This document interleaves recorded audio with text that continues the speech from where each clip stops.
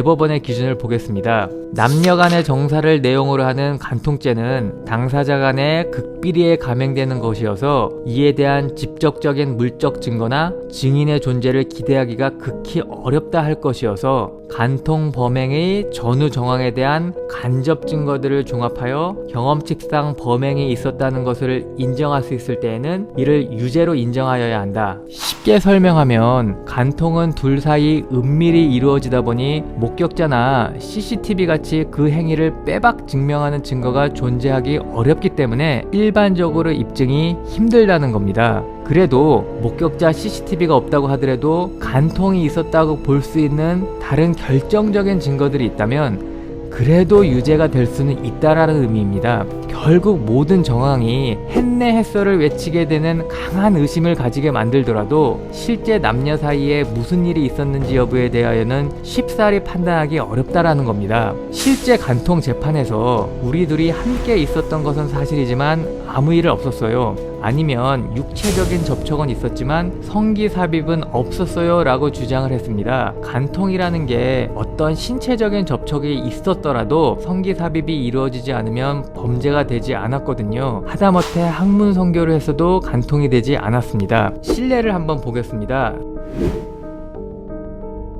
남녀가 2002년 3월 10일 태국으로 출국하여 방콕에 있는 한 호텔에서 투숙한 후 간통 행위를 하였다는 내용으로 재판받고 있습니다. 남녀는 이와 같이 3월 10일 방콕의 호텔에서 같이 투숙하였습니다. 남녀는 재판받고 있는 방콕 투숙 사건 이전에도 함께 여러 차례 해외여행을 다녔습니다. 연애 과정에서 사랑한다는 편지도 썼습니다. 방콕 투숙 전에 함께 간 어느 여행지에서는 누드 사진도 찍었습니다. 그렇다면 남녀의 방콕 투숙에 대해서 간통이 인정될까요? 당연히 안 되겠죠. 그날 방콕에서 무슨 일이 있었는지는 모르니까요. 피곤해 잠자기 바빠서 3월 10일 방콕 호텔에서는 정말 아무 일이 없었을 수 있었으니까요. 그럼 어느 정도면 간통 유죄냐? 이 커플에 대하여 유죄 인정된 다른 사례를 살펴보겠습니다. 남녀가 2002년 3월 20일 남자의 집에 머물면서 간통 행위를 하였다라는 내용의 재판입니다. 앞에 세 가지 사실관계는 동일하고요. 남녀는 3월 20일 당일 한 집에서 2시간 정도 함께 있었습니다. 당시 남자의 부인이 신고해서 경찰관들과 함께 남자의 집으로 갔습니다. 그래도 성관계하는 모습이 걸린 거는 아니었어요. 남자가 문을 열어준 것이니까요. 집안 목욕탕에서 팬티, 러닝셔츠가 발견되었습니다. 남자 러닝셔츠에서는 여자 유전자도 나왔어요. 그리고 당시에는 간통 혐의를 밝히기 위해서 이런 것도 했나 봅니다.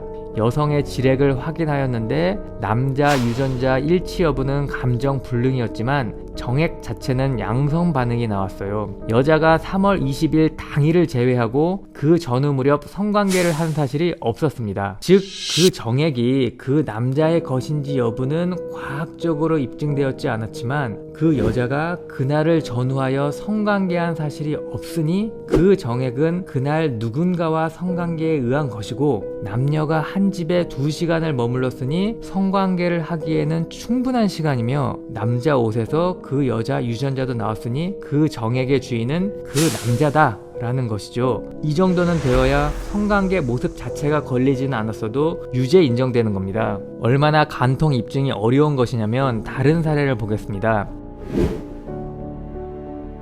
남녀가 2006년 11월 10일 모텔에서 간통 행위를 하였다는 내용의 재판입니다. 남녀가 모텔에 들어갔습니다. 여자의 남편 신고를 받고 경찰관이 출동하였습니다. 그래도 성관계하는 모습이 걸린 것은 아니었습니다. 남자가 문을 열어주었으니까요. 당시 여자는 욕실에서 옷을 벗은 채 샤워를 하고 있었습니다. 그 남자가 문을 열어주기 15분에서 20분 전부터 남편이 위 모텔 방문을 두드리면서 문을 열라고 했습니다. 여성의 지렉을 확인하였는데 남자 유전자 일치 여부는 감정 불능이었지만 정액 자체는 양성 반응이 나왔습니다. 딴소리 좀 하자면 15년 전에는 이런 수사 방법을 사용한 것입니다. 물론 여성의 동의를 받았거나 영장을 받아서 했겠지만 성관계 사실을 인정하지 않았다라는 전제를 고려하더라도 간통 조사를 위해서 지렉까지 채취하는 게 확 와닿지는 않습니다. 지렉 검사는 성범죄 피해자분들 조사를 위하여 실시하는데 사안의 중대성이라는 측면에서 성범죄와 간통은 꽤 차이가 있죠. 더 이상 간통을 처벌하지 않는 지금 시각에서는 더욱 그렇습니다. 어찌되었건 이런 수사는 가능합니다. 당사자의 동의나 동의하지 않는 경우라도 압수수색 영장이 있으면 강제 채취 가능합니다. 예를 들어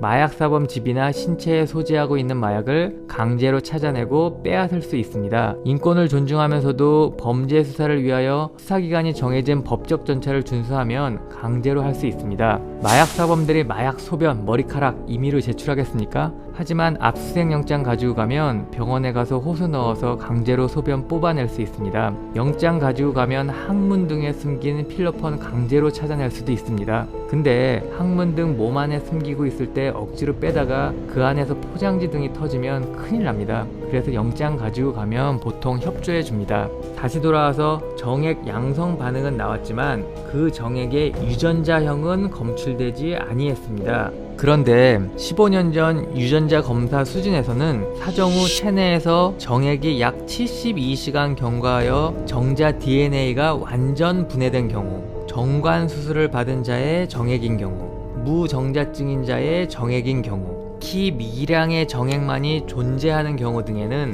정액 양성 반응이 나타나더라도 정액의 남성 유전자형이 검출되지 않을 수 있다고 합니다. 물론 지금의 발전된 유전자 검사 기술에서는 다를 수 있습니다.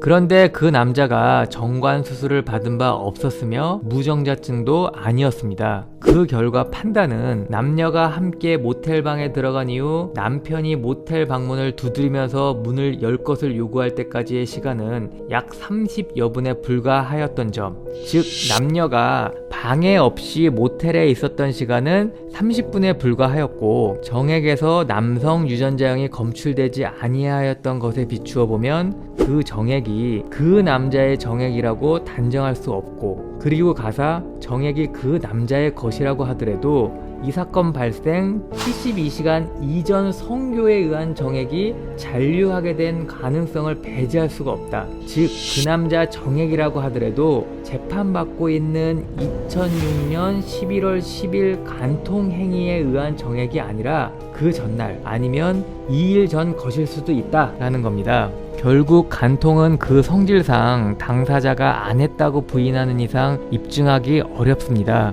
이런 점을 함무라비 왕도 알았던 것입니다. 그런 맥락에서 간통죄를 저지르면 물에 던져버리겠다고 하면서도 무고한 사람이 죽임을 당하지 않도록 그 현행범성을 요건으로 함으로써 명확한 입증을 요구했습니다. 이렇게 법률이 정교했습니다. 3700년 뒤에 벌어질 한국에서의 법적 상황을 미리 예정하고 만든 법 같습니다. 감탄 또 감탄입니다.